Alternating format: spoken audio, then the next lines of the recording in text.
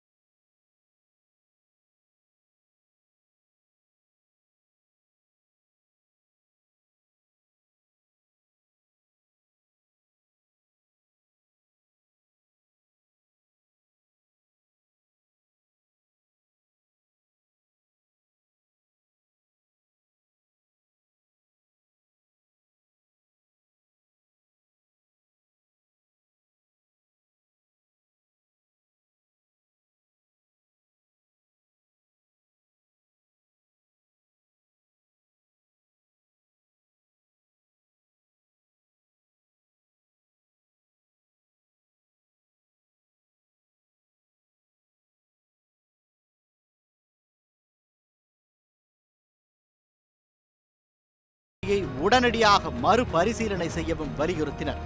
ரணில் விக்ரமசிங்கேவின் சமீபத்திய நடவடிக்கைகள் தனக்கு ஆதரவாக இல்லை என்பதாலும், இந்தியாவிற்கு ரணில் சென்ற விவகாரத்தில் தன்னை பரிசீலிக்காமல் சென்றதாலும் அதிபர் சிறிசேனா பிரதமர் ரணில் விக்ரமசிங்கேவை பதவி நீக்கம் செய்தார் என்றும், அது மட்டுமல்ல, உள்ளாட்சி தேர்தலில் ராஜபக்சேவின் கட்சி அதிக இடங்களில் வெற்றி பெற்றதால் வரும் தேர்தலை மனதில் கொண்டு அவசரமாக ராஜபக்சேவை அதிபர் சிறிசேனா பிரதமராக அறிவித்தார் என்றும் குற்றச்சாட்டுகள் எழுந்துள்ளன.